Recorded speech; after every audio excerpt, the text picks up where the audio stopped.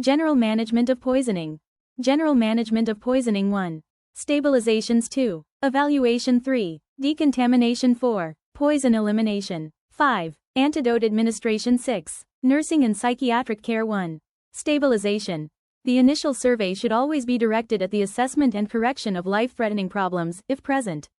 Attention must be paid to the airway, breathing, circulation, and depression of the CNS, the ABCD of resuscitation. Assessment. The airway and breathing. Symptoms of airway obstruction include dyspnea, air hunger, and hoarseness. Signs comprise stridor, intercostal and substernal retractions, cyanosis, sweating, and tachypnea. Increasing metabolic acidosis in the presence of a normal PAO2 suggests a toxin or condition that either decreases oxygen carrying capacity, e.g. carbon monoxide, methemoglobinemia, or reduces tissue oxygen, e.g. cyanide, hydrogen sulfide. The immediate need for assisted ventilation has to be assessed clinically, but the efficiency of ventilation can only be gauged by measuring the blood gases.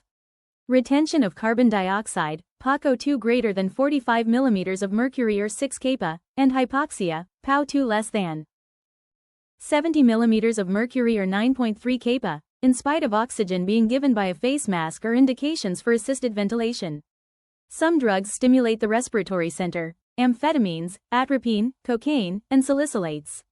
Some drugs are associated with non-cardiogenic pulmonary edema, characterized by severe hypoxemia, bilateral infiltrates on chest X-ray, and normal pulmonary capillary wedge pressure. Some drugs cause or exacerbate asthma. The most important among them include NSAIDs, antibiotics like penicillins and cephalosporins. Circulation. Several drugs produce changes in pulse rate and blood pressure. E.g., antihistamines, caffeine produce tachycardia and normotension. And amphetamines, cocaine produce tachycardia and hypertension. Some drugs induce cardiac arrhythmias and heart block. E.g., alpha-adrenergic drugs, beta blockers, carbamates produce sinus bradycardia or AV block, and amphetamines produce sinus tachycardia. Depression of central nervous system. Depression of central nervous system is defined as an unarousable lack of awareness with a rating of less than 8 on the Glasgow Coma Scale. There are numerous causes for coma, of which one of the most important is acute poisoning. A number of substances can induce coma, and it will require a great deal of astuteness and expertise to pinpoint the poison. The doctor humanely determines whether the coma is true or fake by 1. Pinching nipples or genitals, or repeatedly pinching any part of the body. 2. Slapping the face hard, repeatedly. Cotton pledgets or sterile applicator tips soaked with ammonia solution being inserted into the nostrils. Perform a quick physical examination with particular attention to the breathing, vital signs, and the gag reflex. If these are normal, the coma is almost certainly psychogenic. Another indication is a tightly clenched jaw when attempts are made to open the mouth. However, first rule out seizure disorders. A useful technique is to lift the patient's hand directly above his face and letting it drop. A psychogenic etiology is almost a certainty if the hand falls gently to his side, rather than obeying the law of gravity and landing on the face. Pinching the shoulder may also be tried, but must not be repeated more than twice. Some clinicians advocate rubbing the patient's sternum with the knuckles of the clenched fist. Management of respiratory insufficiency. First, establish an open airway. Remove dentures, if any. Use the chin lift and jaw thrust to clear the airway obstructed by the tongue falling back. Remove saliva, vomitus, blood, etc. from the oral cavity by suction or finger sweep method. Place the patient in a semi-prone, lateral position. If required, insert an endotracheal tube. If ventilation is not adequate, begin artificial respiration with ambu bag. Oxygen therapy. This is done to raise the PaO2 to at least 55 mm of mercury, 6.0 kPa to 7.3 kPa. Begin with 28% oxygen mask. Depending on the response as assessed by periodic arterial gas analysis, either continue with 28% or progress to 35%. If the condition is relentlessly deteriorating, consider assisted ventilation. Management of circulatory failure. Correct acidemia, if present. Elevate foot end of the bed, Trendelenburg position. Insert a large bore peripheral IV line, 16 gauge or larger, and administer a fluid challenge of 200 ml of saline, 10 ml per kilogram, in children.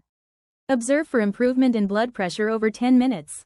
Repeat the fluid bolus if BP fails to normalize and assess for signs of fluid overload. Obtain an ECG in hypotensive patients and note rate, rhythm, arrhythmias, and conduction delays. In patients who do not respond to initial fluid challenges, monitor central venous pressure and hourly urinary output. Patients with severe hypotension may need more sophisticated hemodynamic monitoring.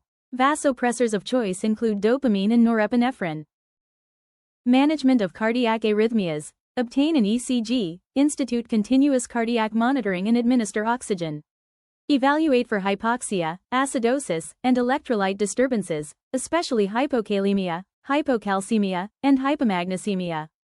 Lignocaine and amiodarone are generally first-line agents for stable monomorphic ventricular tachycardia, particularly in patients with underlying impaired cardiac function. Unstable rhythms require cardioversion. Atropine may be used when severe bradycardia is present and PVCs are thought to represent an escape complex. Lignocaine adult dose of 1 to 1.5 mg per kilogram IV push and child dose of 1 mg per kilogram initial bolus IV, followed by a continuous infusion of 20 to 50 micrograms per kilogram per minute. Management of CNS depression. Till recently it was recommended that in every case where the identity of the poison was not known, the following 3 antidotes, called the coma cocktail, must be administered, intravenously, dextrose 100 ml of 50% solution. Thiamine, vitamin B1, minus 100 mg. Naloxone 2 mg. The rationale for the coma cocktail was that since a significant proportion of poisoned comatose patients in whom the identity of the poison was unknown comprise cases of overdose from opiates, alcohol, and hypoglycemic agents, these drugs would work in such cases to at least indicate the possible diagnosis. All patients with depressed mental status should receive 100% oxygen in a mask, high flow 8 to 10 liters per minute. Evaluation. In all those poisoned patients where there appears to be no immediate crisis, a detailed and thorough clinical examination should be made with special reference to the detection and treatment of any of the following abnormalities. Hypothermia. Some common drugs which produce hypothermia are alcohols, antidepressants, barbiturates, benzodiazepines, carbon monoxide, hypoglycemics, opiates, phenothiazines and sedative hypnotics. It is essential to use a low-reading rectal thermometer. Electronic thermometers with flexible probes are best, which can also be used to record the esophageal and bladder temperatures. Treatment. Rewarming. For mild cases, a warm water bath, 115 F, is sufficient until the core temperature rises to 92 F, when the patient is placed in a bed with warm blankets. The rate of rewarming should not exceed 50 F per hour. Heating the inspired air is recommended by some as very effective in raising the core temperature. Others advocate gastric lavage with warmed fluids, or peritoneal lavage with warmed dialysate. In addition, it may be necessary to correct other associated anomalies such as hypotension, hypoventilation, acidosis, and hypokalemia. Hyperthermia. Oral temperature above 102 F is referred to as hyperthermia. If it exceeds 106 F, which is very rare, there is imminent danger of encephalopathy. In a few individuals there is a genetic susceptibility to hyperthermia, especially on exposure to skeletal muscle relaxants, inhalation anesthetics, and even local anesthetics. Malignant hyperthermia. This should be distinguished from neuroleptic malignant syndrome, which is also characterized by high fever apart from other neurological signs, but is the result of adverse reaction to antipsychotic or neuroleptic drugs, and has no genetic basis. Some of the DRGs which cause hyperthermia are amphetamines, antidepressants withdrawal, alcohol, opiates, which cause muscular hyperactivity, and salicylates, thyroid hormones which cause NC-raised metabolic rate, and anticholinergics, antihistamines, antipsychotics which cause impaired thermoregulation. Treatment. Remove all clothes and pack the neck and groin with ice. Immersion in cold water bath, 770 F, is very effective but dangerous in the elderly and in heart patients. Stop cooling measures when core temperature falls below 1020 F, and nurse the patient in bed in a cool room. Administration of dantrolene may be beneficial in some cases. Do not use antipyretic drugs like paracetamol.